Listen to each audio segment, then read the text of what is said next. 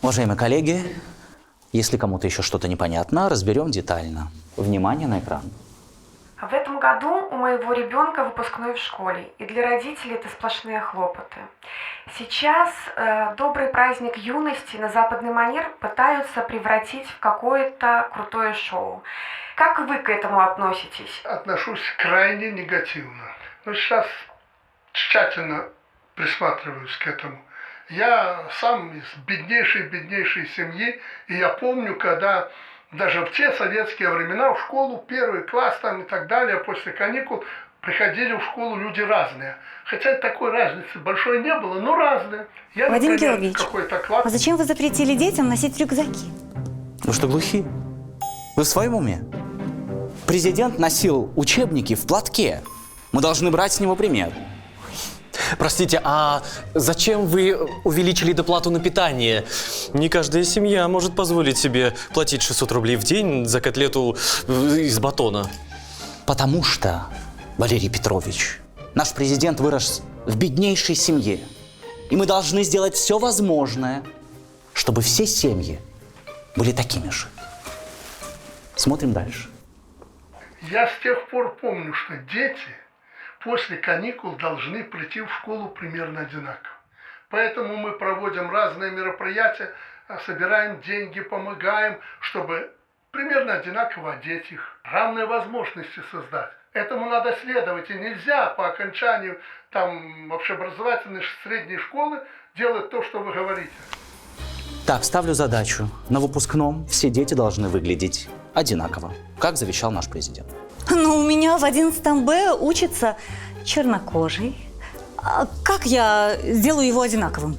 Валентина Андреевна, вы преподаватель изобразительного искусства, я вам напомню. Я помню. Какие проблемы? Мы для чего из школьного бюджета купили вам акварель и гуашь? Ну, перекрасьте вашего негра. Какие проблемы? Чтобы не отличался от нас, славян. Вадим Георгиевич, вы рассуждаете как расист? О, да. Валерий Петрович, а вот лучше как расист, чем как ваш сосед экстремист. Да? Смотрим дальше. Какой-то там крутяк тебе помог, или ты побогаче, ты лимузин заказал. 7, 8, 12 метров. Приехал твой отпрыск в школу, а как другие смотрят? А как родители смотрят на это? Это неправильно. Я вот публично об этом говорю. Нам нельзя это культивировать. Нельзя нам это поддерживать. Это плохо, это отвратительно. Не надо, Вадим Георгиевич, я, конечно, дико извиняюсь, но ваша дочь не то что на выпускной, она каждый день в школу на лимузине ездит. А это не ваше собачье дело, Валерий Петрович. Я, можно сказать, пожертвовал дочерью, чтобы показать всей школе, как не нужно жить. Я так понимаю, ресторан тоже отменяем? Я тебя отменяю. В ресторан идем обязательно, но только я, физрук, военрук и трудовик. Подождите, ну а как же дети? Я вас умоляю, дети сейчас вообще пить не умеют. Поэтому забирайте свой 11 А, Б, В и... за город встречать рассвет. И пускай бухают под вашим чутким руководством и наблюдением. Ну ведь среди выпускников ваша родная дочь. Я за нее не переживаю, она не пьет. С каких это пор? С тех пор, как забеременела. Все, идите. Идите, Валерий Петрович, занимайтесь своими делами. Да, спасибо, я пойду. Всего доброго.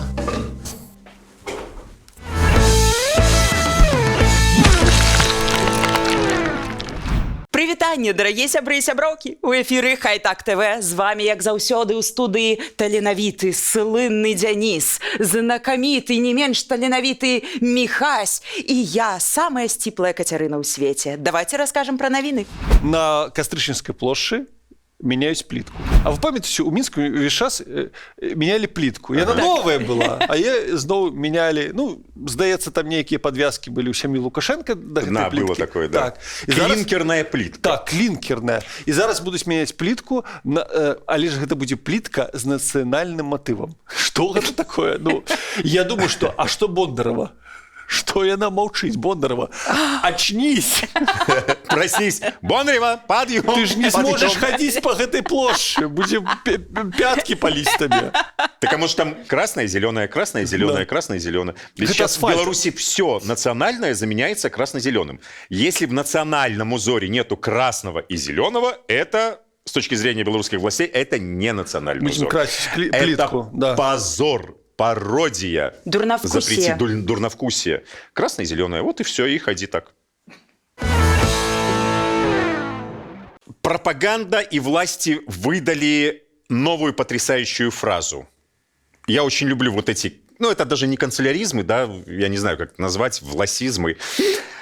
Все в наш огород летит. Камушки в наш огород тех, кто уехал. Вот не могут они спокойно там сидеть. Понимают же. Итак, там Следственный комитет назвал акции за рубежом, целью которых по заявлению ведомства является имитация массовости поддержки экстремистского движения. Як? Пальчиковые ляльки идти? Картонные люди, тебе Имитация. То, что, вы знаете, сколько вы там насчитали? 100 тысяч человек. Так это ж имитация. А вы знаете, что экономика США, например, там ВВП, у них там столько, допустим, миллионов. Ребят, это имитация у них высоких Так а показателей. чому яны не роблять такую имитацию? Спробуйте, переймайте наш досвід. Где самые высокие пенсии? В Скандинавии. Я вас умоляю, ребята. Это не имитация. Что? По 10 тысяч евро у них в месяц пенсия? Это имитация.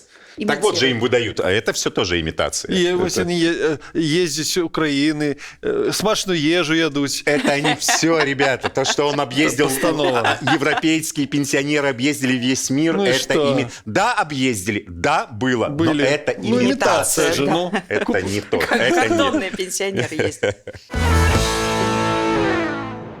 Одну цудоўную навіну я вам зараз покажу відос. Пляці беларускае, вяртанне легенды. Папін йогурт, слонімскі пачастунак. Рускімі буквамі беларускія словы. Я спочатку подумала, а что такое папин йогурт? Я ж, человек не спокушанный в житті. А потім я зрозуміла, ні, це не то, що ви подумали. Це плодово-вигідне вино, яке зараз нарешті стали... Что? Правда? Да, это плодово-ягодное Мерзавчик, вино, якое мерзавчик. стали разливать в пластиковые вот такие вот филижаночки и продавать. Называется оно слонімскі пачастунак, причем чомусь слонімскі написано з літерами і русскими. І я думаю, ой, цікаво, треба поглядеть на это слонімскі пачастунак. И слухайте, людцы, я открыла просто для себе целую прощу натхнення, тому что, оказывается, у гэтага слонімскага пачастунка ёсць яшчэ браты і сёстры. Ёсць такі вінзавод. Чекайте, зараз знайду. Слоніме. Неважно дзе. У яго нават ёсць сайт, які так і называецца вінзавод.бай. І я на яго зайшла. І просто, па-першае, ён офігенна зроблены. Паглядзіце, калі ласка. Вось гэты слонімскі вінна-водачны завод. Все з картинками, все прыгожа. Наши популярные продукты. А нас в цифрах. Все. И у іх маркетологи просто шикоўныя. Нам толькі молиться на таких маркетологов. Кожное винцо, кожная водочка, кожный самогончик мае свое описание. Я просто хочу вам зачитать, потому что не могу трымаць это ў сабе. Першачок от деда Люты. Першачок от деда Люты. Самогон – легендарный напиток, воплощение исторической традиции Беларуси. Мягким вкусом и отсутствием похмелья он сыскал себе много почитателей. Высокий градус этого напитка для мужественных и уверенных в себе. Мне подается, что на славянский базар такая промова. А теперь самогон. Издревне традиции предков. Дорогие друзья, встречайте. На нашей сцене самогон лютый. А вот, наприклад, Пуля. Водка Пуля. Пуля. Бренд Пуля – это олицетворение пробивной силы, мощи и напора. Оригинальный дизайн привлекает. Продукт обладает слегка жгучим вкусом. Отличается напиток легким привкусом кедрового ореха и шалфея. А вот водка за бугор. Наша, ну, расскажи. Водка за бугор. Оригинальная олицетворяет стремление к легкой авантюре и новым открытиям. Водка оригинальная за бугор изготовлена на основе спирта люкс с добавлением оптимально подобранного количества пищевых добавок для мягкого, легкого вкуса. Почитайте. Я так зрозумела, что можно Водка нават для замовить легкой авантюры. доставку. Теперь, когда у меня жена будет спрашивать, я буду покупать бутылку водки, она спрашивает, а это зачем? Я говорю, для легкой авантюры. И авантюры. стремление к новым И открытиям. куда ты пошел? На легкую авантюру. Слухайте, у Беларусі зараз увогуле цікавая сітуацыя. Там экстрэмісцкім прызнаюць все на свеце, і у тым ліку, напэўна, і нас уже прызналі, і іх, і ўсіх. Но мне спадабалася адна навіна. У Беларусі прызналі экстрэмісцкім чарговы тэлеграм-канал, які называецца «Микропиписка». Микропиписка. И вот там 3 человека. Я специально залезла, поглядела в этот телеграм-канал. Там 3 поста, 3 человека. И вот микропиписка. Может быть, просто наступным разом трэба нейкія больш беларускія назвы, больш патрыятычныя даваць, каб мікрапіпіску не прызналі экстрэміст. Макропиписка. У нас же все мусіць быць вялікае, такое масштабное. Макропиписка. А представьте, как в суде это слушается дело о признании микропиписки экстремистским. Что может сказать на эту тему прокурор? Ну, вы знаете, я за микропипиской давно наблюдаю. Я считаю, что это крайне Мы установили слежку за этой микропиписькой. Там, за каждым из них. За каждым из них. И адвокат, позвольте не согласиться с вами. Я считаю, что... Нет, провели следственные эксперименты. Вот фотографии. Действительно микропиписька. Ну да. Да, не фонтан. Гражданин Карпенков. Человек типа военный, генерал-майор. Ишь ты какой генерал-майор. Внутренние войска Беларуси укомплектованы далеко за 100%. Як у дзяцінстве, вот отсюда и до неба. До неба. У него секстиллионов. плохо и с математикой, и с арифметикой, и с логикой, и вообще с соображалкой, мне кажется. Гражданин Карпенков, а попробуйте вот взять стакан и лить туда воду. Вот полстакана, это на 50% стакан укомплектован. Вот чуть-чуть больше, 70%. И вот доверху вы наполнили, это 100%. Почему я рассказываю как идиоту? Хотя, ладно, еще раз, гражданин Карпенков, все, вам можно, внимательно. Полный стакан – это 100%. Все, дальше комплектовать уже некуда. И бессмысленно. Далеко за 100%. Ну, ладно бы сказал, 101%. Капелька одна упала. Там что-то. Капелька упала. Рецепт под помидоры. Ну, вот это. А нет, у нас далеко за 100%.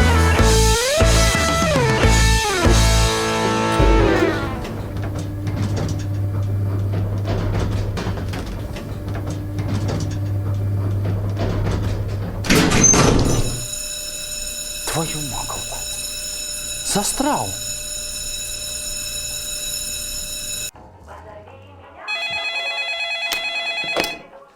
Слушаю. Алло, диспетчер? Да. Я застрял. Срочно дуйте спасать. Вы у нас 11-й в очереди, а мастер у нас только один, поэтому ожидайте. В смысле ожидайте? Я честный труженик, я целый день пахал на благо страны. И что, я не имею права скорее попасть домой и отдохнуть? Да у меня гастрит, ужин надо по расписанию. Горяченького и жиденького. Ладно, попробуем ускориться, называйте адрес. Коммунистическая 9. Коммунистическая 9? Слушайте, так я тоже там живу. А подойдите к камере, посмотрите. Да. Сергей Петрович, здравствуйте! Это Семёныч, сосед ваш. Я как раз в интернете читаю, как вы на меня донос написали за то, Что я ходил в белых носочках с красной полоской. Вы знаете, в таком случае, к сожалению, не могу ничем помочь, поэтому ждите. Ой, Семёныч, прости, ядрить твою мать. Ну, работа такая у меня сволочная. Я же начальник идеологии Центрального района. Встречу с вагнеровцами в детском саду организуй. Чемпионат по росписи ОМОНовской дубинки среди первоклашек организуй. План по посадке, и это я сейчас про деревья. Организуй. Ты думаешь, мне самому этот усатый режим нравится? Да я сам жду, когда он скорее сканает. Я сам лично пассу на его могилу. Да тихо, ну что же вы так? Ну спокойнее, Сергей Петрович. Поможем вам, поможем. Ой, человечище ты, Семёныч. Ой, это вы так быстро приехали. Это не мы. Это просто после вашего доноса в лифте камеру поставили и подключили ее к системе МВД. Чтобы никто власть не оскорблял и лодку не раскачивал. Это ошибка, это фейк и монтаж. Я люблю Лукашенко. Лукашенко the best. Сергей Петрович, ну что вы волнуетесь? Успокойтесь. Вы же хотели отдохнуть и жиденького хотели. А ближайшие лет 12 у вас только жиденькое и будет. Всего хорошего. Я люблю Лукашенко.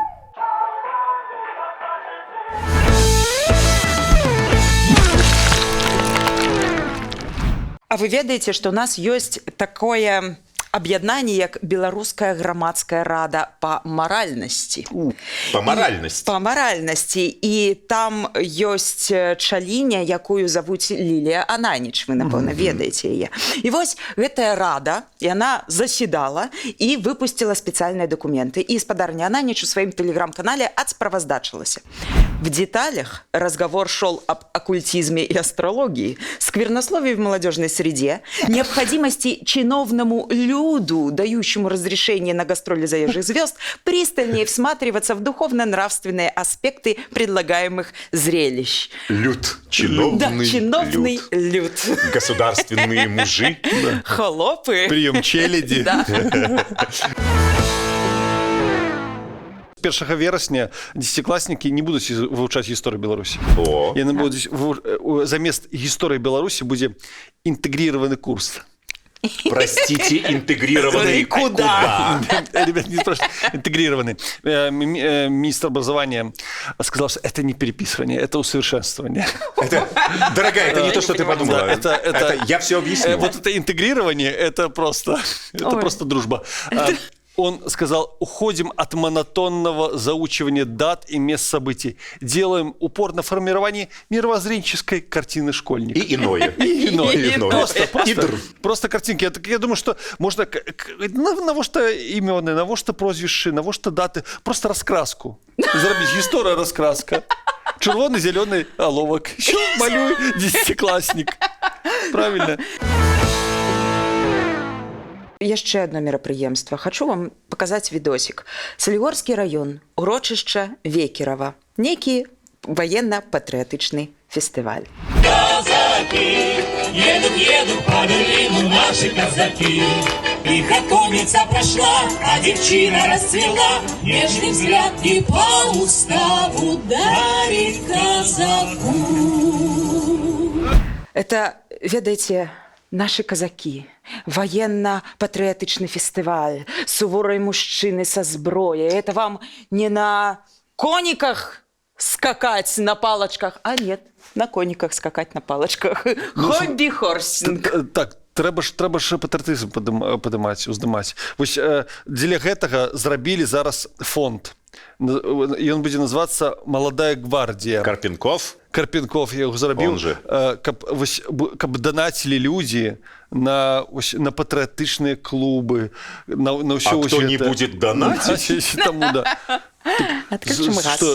Что пошел по миру Карпенкова, отрымліваецца, просіць у людей, да?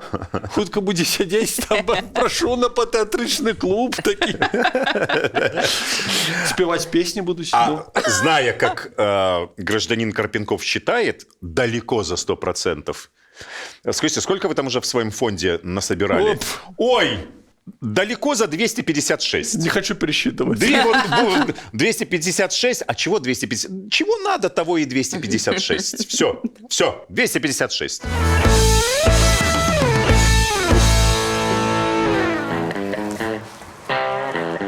Бойцы, ко мне, бегом!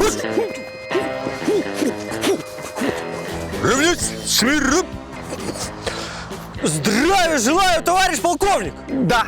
Так, Василий, мне сказали, что вы эти, как их, однояйцевые братья. Да, но мы не братья, просто был инцидент с гранатой, которую этот дебил взорвал. Ну сколько можно извиняться? Так, отставить! Значит так, я приехал, чтобы проверить силы реагирования на провокации со стороны недружественных стран. Никаких провокаций нет, товарищ полковник! Вообще никаких. Плохо. Ну, иногда ветер дует с их стороны. Вот, значит, литовцы поставили огромные вентиляторы на своей границе и дуют, сволочи, в нашу белорусскую сторону. Как вы противостоите этим действиям? Ну, мы разрезаем воздух этим штык-ножом. Отлично! Боец, награда! 3 суток отпуска. А иногда птицы прилетают с их стороны и гадят на голову. Да ты что? Как вы с этим боретесь? Ну, мы бережно собираем в кучу и отправляем им обратно. Иногда своего добавляем. Отлично! Бойцы, герои! Равняй смирно! Родина, вами гордится, сынки! Служите дальше! Товарищ полковник, разрешите вопрос? Давай. Товарищ полковник, скажите, когда в нашу часть привезут хоть какую-нибудь еду? Хоть какую-нибудь еду, сынок, привозят плохим солдатам. А вы хорошие. Тем более у вас есть ветер и птицы. Служите, сынки!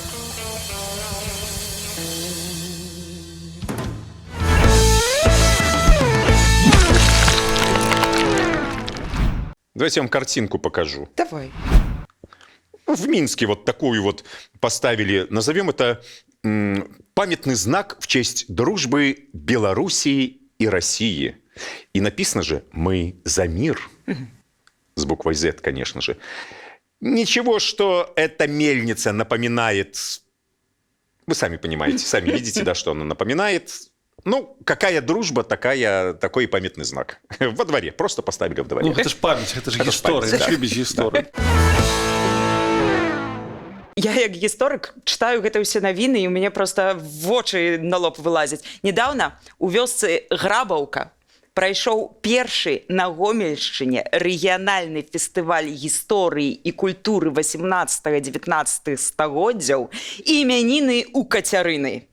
У гонар Кацярыны II. Чаму ў гонар Кацярыны II? Таму што калісьці ёсць легенда, што яна спынялася ў гэтай самай вёсцы Грабаўка Гомельскага района, паспела паразмаўляць з мясцовымі жыхарамі і ахвяравала грошы на навучанне сялянскіх дзяцей. А именно ж так и все и было. Она шла пешком из Гомеля в Брест, и там, опа, деревня какая-то. Да. А остановлюсь-ка я здесь, а поговорю-ка я с крестьянами.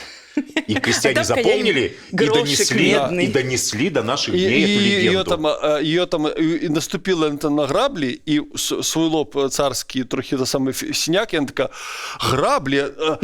Так будет же тут место Грабовка. И все. И все. А крестьяне запомнили? Они такие записали, да. Записали и передавали вот эту паперочку. Я вам нават картинки покажу, что было падчас гэтага мерапрыемства. Яны открыли бьюти-салон Кацярыны Великой, падрыхтавалі выставу лекавых траў для стварэння натуральнай касметыкі, а пад ценем старых ліп адкрылі паэтычны салон і літаратурнае чаяванне, аднавілі вобразы муз Тютчева, Грыбаедова, Пушкіна, Тургенева і Некрасова. І зараз... Іное. І паглядзіце, калі ласка, як цудоўна гэта ўсё выглядалася. Вёска Грабаўка, фестываль, іменіны... Пушкин, понимаю. Что у яго на твары? Что это такое? А вось гэтыя, вот это вот аднавілі вобразы муз Тургенева, Тютчева і іное. Ну, пригожа. Во-первых, это красиво. А что тебе не подобается? Да мне все подобается. Вось у Брэсце чыноўнікі афіцыйна папярэдзілі жыхароў, што в городе будзе воняць. Возможно, временное возникновение неприятного запаха в городе. Все. Что-то там... Больше ничего не надо больше. Да. Это предупредили, чтобы люди заранее не обрадовались, чтобы люди заранее не начали... Сюрприз! А это... Сюрприз от администрации города. А мы предупреждали, мы говорили. А давайте, в нашей маленькой компании кто-то сильно навонял. Раз, два, три, это верно, будешь ты. Все, улица такая, дом такой. Як жа з вами развітацца, шаноўныя слухачы і гледачы, калі нам абсалютна не хочацца гэтага рабіць. Але трэба, прыйдзецца. Усяго вам добрага. Чакайце нашых наступных сустрэчаў. Пакуль. И иное.